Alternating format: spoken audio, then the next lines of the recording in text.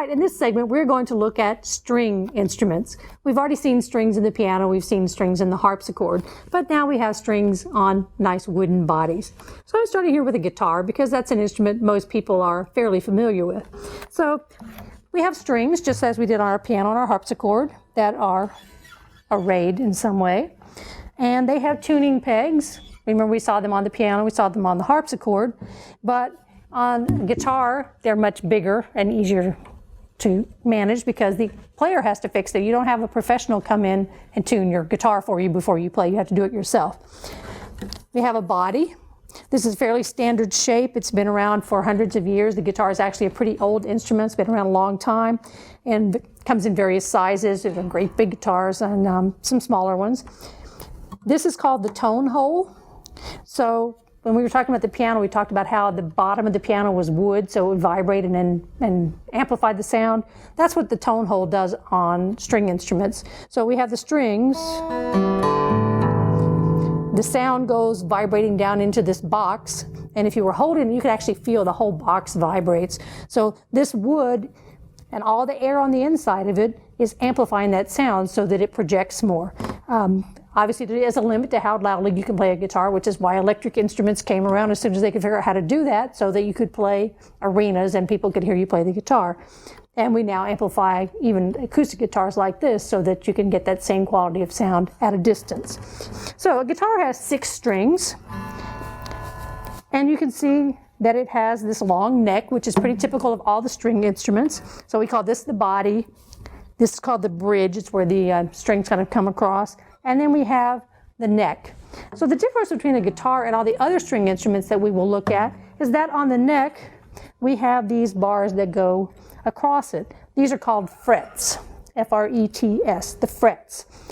And so for a guitarist, you don't have to feel where the notes go. You have a placement. So if I want to play a D chord, I know that I have to have fingers on these 2 strings at these 2 frets and another one between those 2 frets. And I get a D chord. So it's easier to learn because you have very specific places that your fingers go. You can see them, they're marked. At the top, we have, again, the tuning pegs, and the strings come onto there and tighten down at the bottom. So that's the guitar, and it is a classical instrument. You won't hear it in the orchestra because you would never hear it above all those other instruments playing, and having 40 guitars on the stage is probably not a practical thing. We do have guitar ensembles that play multiple parts. So you can have, I've even heard a transcription of Beethoven's 5th Symphony for guitar choir. So you can do lots of things with guitars, but you just can't expect them to be as loud as other instruments, so you won't see it in the orchestra. So let's look at the orchestral strings now. All right, these are the 2 smallest members of the family. On this side, I have a violin. On this side, I have a viola.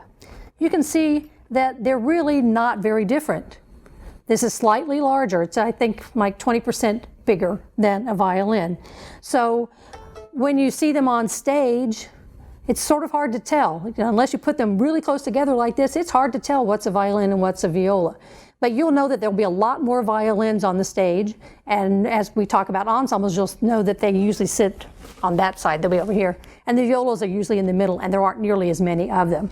So the violin is the soprano member of the string family. It's going to be the highest sound. And then we would think of the viola as the alto.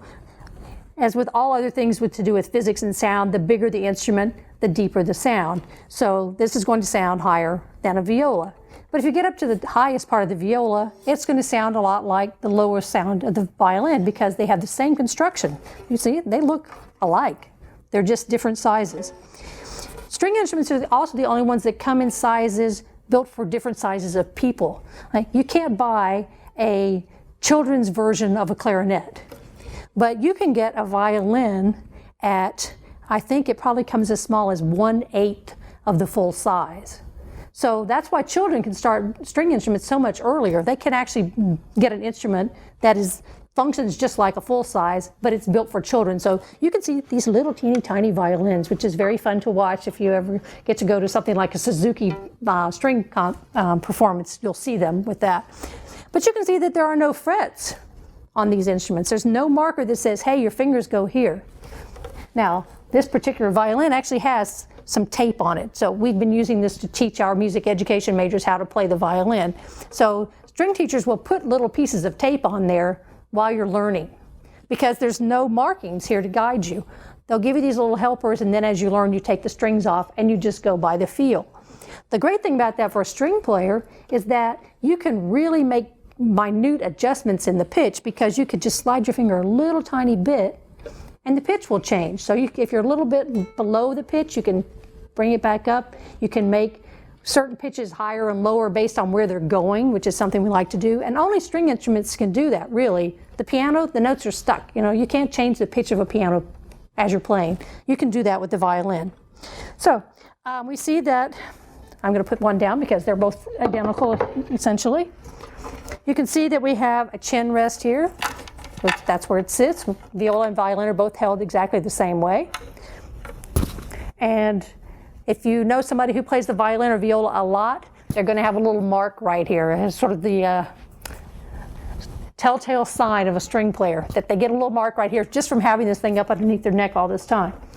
We see that it has tuning pegs, just like a guitar does. It also has these here, which are fine tuning pegs. So if you need to make some really tiny adjustments, they'll do them down here. You can see the bridge on this really looks like a bridge. So if you think about how our bridge comes up from the roads on either side, it kind of goes up and then back down on the other side. So we have this section, which is called the bridge. And then we have the neck here. So how do we actually make the sound? We have two ways to do that. One is we could just pluck these strings. And I didn't tune this, so if you're a violinist, don't be offended. And you will hear violins do that in concerts. When they are required to play that way, they still do their fingers over here. It's called pizzicato. So the music would tell them, pizz, usually just put P-I-Z-Z, pizzicato, and that tells the violinist, put down your bow and pluck the strings. Everything else looks the same on the page, it's just that the sound that you get is a very different kind of sound.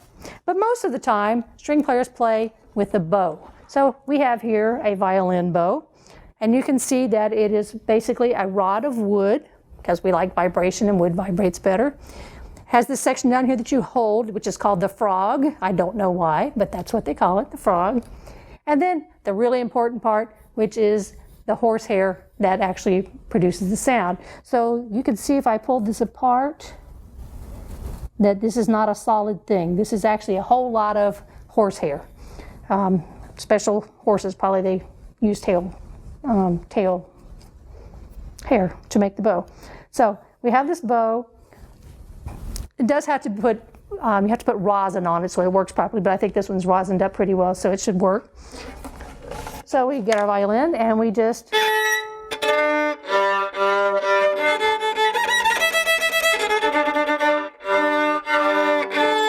and you know I'm a brass player, I'm not a violin player, but you get the general principle. So by drawing the string across the bow across the strings vibrate, and you can get a lot more sound obviously than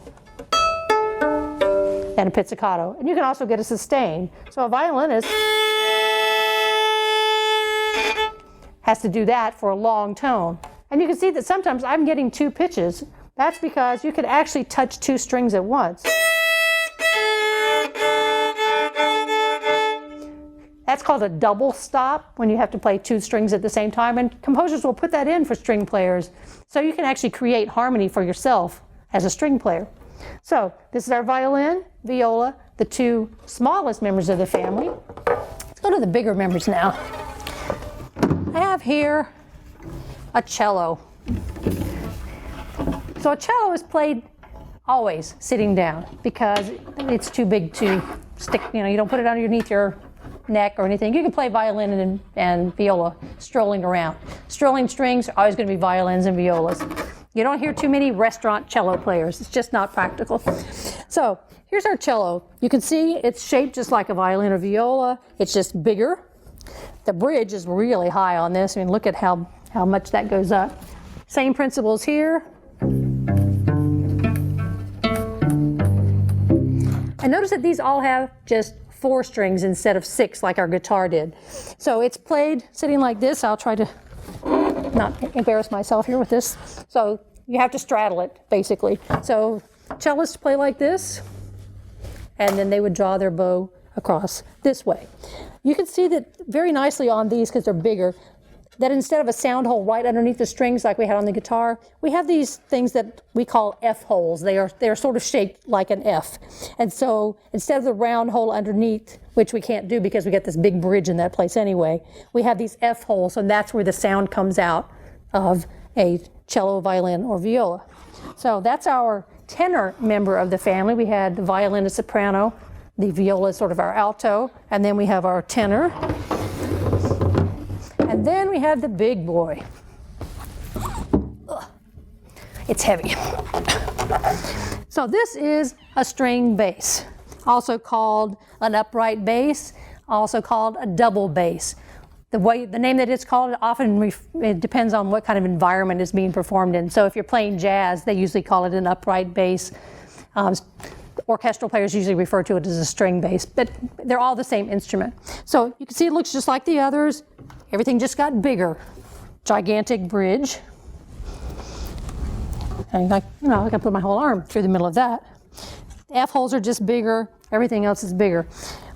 These also come in different shapes. The other ones are pretty standard, but they're also string basses that curve here. They have bigger shoulders, they call them. So it makes it easier for you to get down in here. So if you have to move your hands way down to this kind of shape works really well. If you've got the big shoulders there, you have to work a little harder to get down to those low notes. You can also see the scroll, that's what we call this part, the scroll on it. And all the instruments have one, but this is just so big it's easy to see. Double bass is the only one that people hold the bow in different ways, and this is not a double bass bow, but I'll just sort of use it as a model. So this is sort of the standard bow hold. You hold it overhand, and you can see that it still works even though it's on this massive instrument. So some string bass players will hold it this way, but there's an entire school, and the bow is bigger so it's easier, of string bass playing where they hold it on the opposite side. They hold it underneath. One's called an English hold and the other's called a German hold. And so if you're at an orchestra concert, you might look at the string bass players to see which kind of bow hold they're using. Are they going over the bow in the traditional way that everybody else does, or are they holding the bow from the underside and pulling this way? So all the strings have the same basic sound because, look at them. These are like twins of mutant sizes. So they have the same construction, the same basic sound. It's just that this one's going to be much deeper than its very high-pitched soprano sister, we'll call the violin, the sister of this big baby, the big bass brother. So those are the basic orchestral strings. The other one that we would have in an orchestra would be a harp. I don't have a harp to show you, but I'll get you a video of one so that you can see how it works. A harp has I think it's 47 strings that are equivalent to the white notes on our piano. So the harpist has basically just white notes to choose from. So to make the sharps and flats, there are pedals around the bottom. So as you look at the video, make sure you look at the feet. There are 7 pedals, one for each letter of our musical alphabet. So you will see the harpist tap dancing in some respects, moving those pedals up and down, because that can change the C string. You push the pedal down, changes all the C's to C sharp or to C flat, depending on what you need. So harpists are always moving their feet around to change those notes. You also might wonder how they know which notes are which when there's no black key, white key kind of relationship like there is on a piano. If you look closely at it, you can see that there are some red strings and some blue strings or black strings, and then the rest are all sort of a silvery color. So that those 2 strings are the C and the F of the keyboard. So that gives them a point at which they can locate themselves. They know that that's where C and F are, and then everything else they work from there.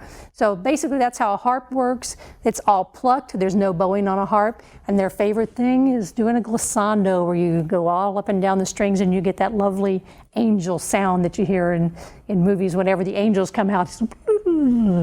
So you'll be able to hear all that in the examples that I give you from the YouTube videos to watch for all these instruments, so you can hear professionals play them instead of me. And that's our string instruments.